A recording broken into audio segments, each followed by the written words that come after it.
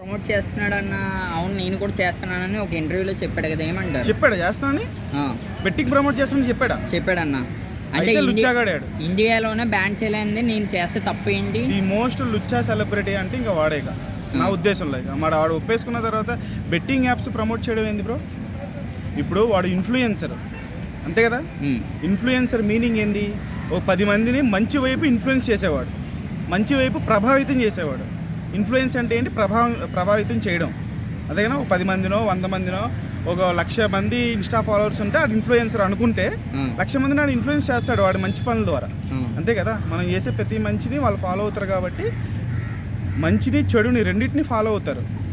Teenagers అలా ఉన్నారు ఇప్పుడు. 10th క్లాస్ పిల్లల దగ్గర నుంచి టీనేజర్స్ అంటే వాళ్ళకి మెచ్యూరిటీ లేని వాళ్ళందరూ ఇలాంటి కొంతమంది హీరోలను ఫాలో అవుతూ ఉంటారు. కొంతమంది ఇప్పుడు హీరోలు చూడు ఏది పడతారు చేయరుగా, బెట్టింగ్ యాప్లు ప్రమోట్ చేస్తారా? స్టార్ హీరోలు పవన్ కళ్యాణ్, రామ్ చరణ్, జూనియర్ ఎన్టీఆర్ వీళ్ళందరూ వాళ్ళంత స్థాయి కాదు, కానీ చెప్తున్నా వాళ్ళు ఇన్ఫ్లుయెన్సర్సే. హర్ష సాయి అనేవాడు కూడా ఒక ఇన్ఫ్లుయెన్సర్ కాబట్టి బెట్టింగ్ యాప్ ప్రమోట్ చేయడం అనేది ఒక లుచ్చాతనం. అది చాలా వరస్ట్ థింగ్ అది. ఎందుకంటే పిల్లలు పాడైపోతున్నారు అన్న. కాదన్న, అంటే గవర్నమెంటే బ్యాన్ చేయలేదని నేను చేయడంలో తప్పు ఏంటన్న క్వశ్చన్ అయితే వేశారు ఆయన. దాని గురించి ఏమంటే గవర్నమెంట్ బ్యాన్ చేయలేని దాన్ని నేను చేస్తే తప్పు ఏంటన్నది వేశారు. నేను కాకపోతే మరొకరు చేస్తారు కానీ చేయడం అయితే ఆగదు కదా, అదే నేనే చేస్తానన్నది అయితే ఒప్పుకున్నారు ఆయన. దాని గురించి ఏమంటారు? అంటే నేను గుట్టకాదన్నాను, నువ్వు 10 మందికి చెప్పు తినమని అట్లా ఉంది. నేను మ్యాన్షన్ వస్తా అవుతాను 10 మంది చెప్పు తాగమని. బెట్టింగ్ కూడా అలాంటిదే. బెట్టింగ్ కూడా అలాంటిదే. అంటే దానికంటే ప్రమాదకరం కదా. దానికంటే ఇప్పుడు 100 మంది చనిపోతున్నారు కదా. అంటే అది దానికి అడిక్ట్ అయిపోతే చచ్చిపోతారు. ఆస్తులు పోగొట్టుకొని జీవితాలను నాశనం చేసేసుకొని అది చాలా తప్పది. బెట్టింగ్ యాప్ ప్రమోట్ అది అంత పెద్ద. ఇప్పుడు Harsha Sai is not a small YouTuber. ఎంత పెద్ద యూట్యూబర్ మనకు తెలుసు కదా బ్రో.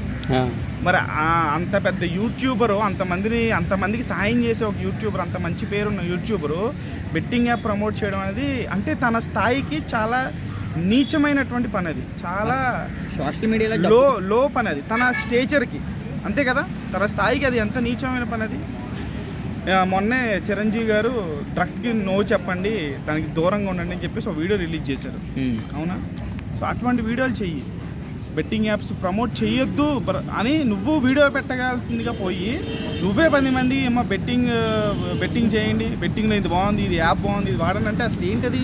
దీని మీద నా ఇన్వెస్టిగేషన్ గారు కూడా కామెంట్ చేసి అసలు దీన్ని నిజంగా గవర్నమెంట్ సీరియస్గా తీసుకొని సెలబ్రిటీస్ ఎవరైనా సరే, ఇటువంటి సెలబ్రిటీస్, ఎందుకంటే పెద్ద సెలబ్రిటీస్ ఎవరు కూడా వాళ్ళకి ఒక మినిమం, నేను తర్వాత ఇస్తాను, మినిమం వాళ్ళకి రెస్పాన్సిబిలిటీ ఉంటుంది కాబట్టి ఇలాంటి వీటికి దూరంగా ఉంటారు.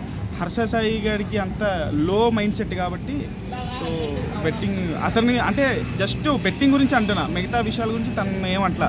తను చాలా మంచి పని చేస్తున్నాడు, దానికి హ్యాట్స్ ఆఫ్. కానీ ఈ ఒక్క విషయంలో మాత్రమే అదొక లుచ్చా యాటిట్యూడ్ అనుకుంటున్నా. అదొక మైండ్ సెట్, చాలా దిగజారిపోయినటువంటి మైండ్ సెట్ అది, ఒక బెట్టింగ్ యాప్ ప్రమోట్ చేయడం అనేది. అది దాని మీద నాకైతే ఆ విషయంలో తన మీద ఉన్న ఒపీనియన్ అది. థ్యాంక్ యూ అన్న.